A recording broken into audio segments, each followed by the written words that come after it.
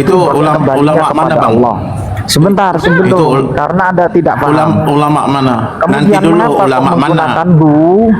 Karena kenapa kok menggunakan lafadz hu? Karena itu berstatus fa'uribat makna dhamiri syani fa'uribat filhani bil alhani.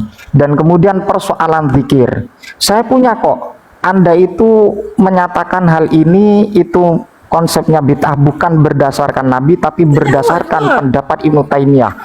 Wa dzikru bil ismi al-mufradi mudhiran au mudmiran mudharan wa mudmaron bid'atun fis syar'i wa khata'un fil qawli wal duwati fa innal isma al mujarrad laisa huwa kalaman la imanan wala kufron.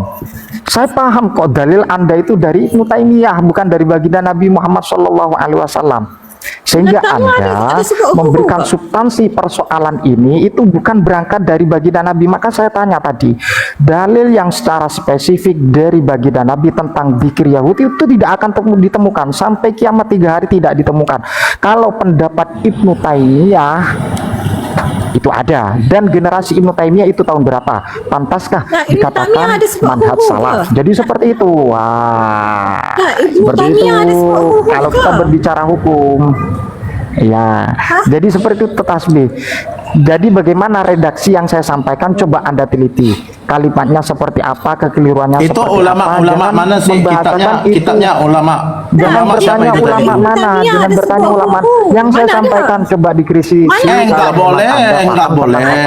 Masa nggak boleh bertanya ulama mana? Itu ulama mana tuh? Nyatakan ulama mana itu?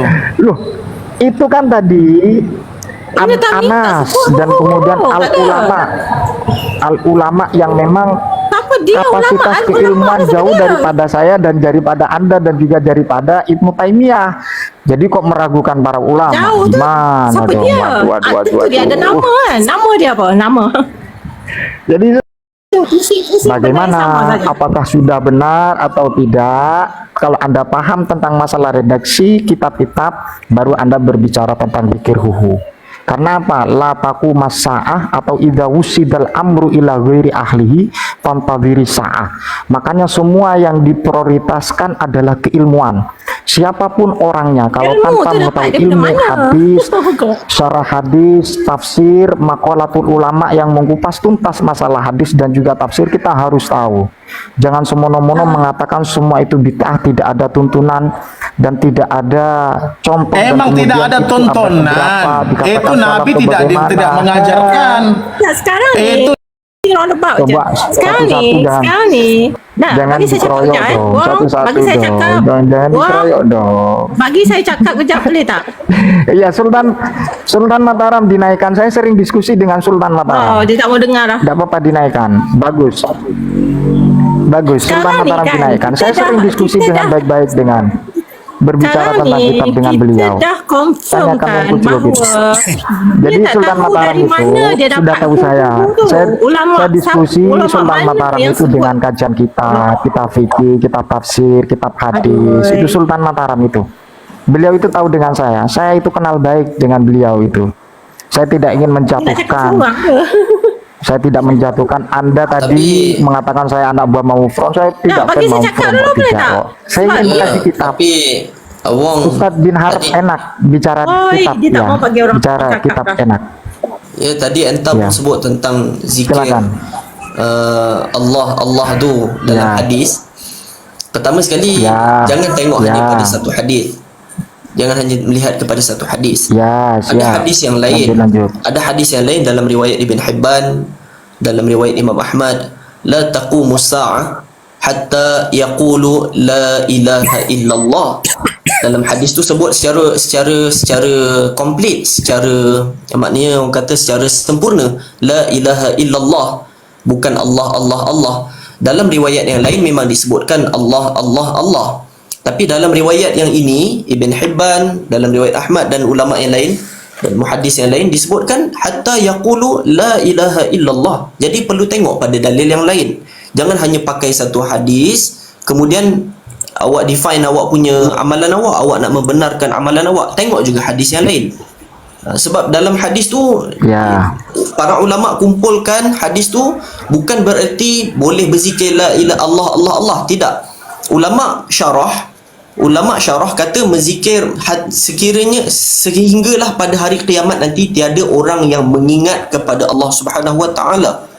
Pasti. Tetapi untuk kita kata berzikir Allah Allah Allah, tak ada ulama yang faham begitu. Tak ada ulama hadis yang syarahkan berdasarkan hadis ini, wa min hadhil hadis ni membolehkan untuk kita berzikir Allah Allah Allah, tak ada. Sebab ulama melihat kepada hadis yang lain. Bagi saya cakap je, sebab tadi saya duduk Jadi sembang jangan dengan hanya dia. lihat kepada hanya satu hadis untuk membenarkan awak punya perkataan. Dan hadis yang awak bawakan itu, saya bagi tahu. Saya lanjutkan ya. Bagi saya Saya bagi tahu cakap, bagi hadis saya yang awak cakap bawakan itu pun tak? hadis yang sifatnya umum, bukan sifatnya khas. Okey ya. Sifatnya pun sifat am. Hadis itu bersifat am, bukan khas. Sudah ya. Jadi untuk awak membenarkan amalan awak Saya, ya. supaya boleh berzikir macam itu dengan dalil yang am pun tak boleh juga. Kerana apa? Kerana dalam kaedah yang lain, kaedah fiqh juga kita ada juga menggunakan kaedah fiqh yang mengatakan apa kaedah tu? Bagi saya cakap je. Sekejap kan. Sebab tadi saya dah sembang dengan dia dulu. Al-muthbit Betul, muqaddam 'ala nafi. Dalam kaedah fiqh ada sebut al-muthbit muqaddam 'ala nafi dalam hal ibadah. Antaranya al-Imam Ibnu Jauzi pun ada sebut. Kaedahnya al-muthbit muqaddam 'ala nafi, ini dalam masalah ibadah. Perkara yang disabitkan kepada Nabi itu adalah lebih utama berbanding perkara yang menafi. Maka dalam masalah ibadah, meskipun hadis itu dhaif, maka sebahagian ulama kata boleh, sebab hadis itu masih lagi sabit kepada Nabi walaupun hadis itu dhaif, tapi syaratnya dhaif yang ringan. Jadi maknanya kita ada kaedah yang lain untuk kita kata okey boleh beramal macam itu. Tapi sekarang ni soalan kita, al-muthbit muqaddam 'ala nafi. Perkara yang disabit itu lebih utama berbanding perkara nafi. Sabit daripada Nabi SAW, adakah baginda berzikir begitu? Adakah sahabat Nabi berzikir begitu? Adakah tabi'in daripada kalangan tabi'in yang berzikir macam itu dan menggalakkan kita untuk berzikir macam itu? Jawapannya pastinya tak ada. Dan kalau tadi orang kata sampai kiamat tak ada, saya pun kata sampai kiamat tak ada ulama daripada kalangan Ahlus Sunnah wal Jamaah yang menyuruh kita untuk zikir Allah Allah Allah, tak ada. Bahkan tadi saya dah sebutkan hadis lain. Hadis dalam riwayat Ibn Hibban tu, tak ada ulama yang syarahkan berdasarkan hadis ni boleh kita zikir Allah Allah Allah, tak ada. Semua kata berdasarkan hadis ni kita faham bahawa di akhir zaman nanti menjelang hari kiamat, ketika itu tak ada orang yang mengingat kepada Allah Subhanahu Wa Taala, bukan hanya berzikir Allah Allah Allah. Sebab dalam hadis yang lain sebut hatta yaqulu la ilaha illallah. Dalam hadis yang lain sebut macam tu, sehingga tiada yang menyebut la ilaha illallah. Maka kat situ kita boleh simpulkan antara zikir Allah la ilaha illallah, jawapannya pastilah la ilaha illallah. Semalam pun ada bahas afdalul zikri la ilaha illallah wa afdalu du'a alhamdulillah. Sebaik-baik zikir itu adalah la ilaha illallah, dan sebaik-baik doa adalah alhamdulillah. Itu yang lebih baik, yang sabit daripada Nabi, yang warid daripada Nabi. Tetapi orang yang wa may yushaqiqir rasul min ba'di ma tabayyana lahul huda wa yattabi' ghayra sabilil mu'minin nuwallihi ma tawalla wa nuslihi jahannam, kita tak boleh cakap apa-apa lah. Orang yang mengikut jalan selain daripada jalan Nabi, kita tak boleh cakap apa. Itu saja. Okey. Wong, saya nak tanya kan, kalaulah Wong dah nampak kan memang tak boleh nak bagi asal siapa yang start hu tu kan, dia memang tak boleh bagi lah. Kemudian kita pun tak tahu idea nak pilih hu tu main daripada mana, daripada mimpi ke kan, tiba-tiba je bangun tidur teringat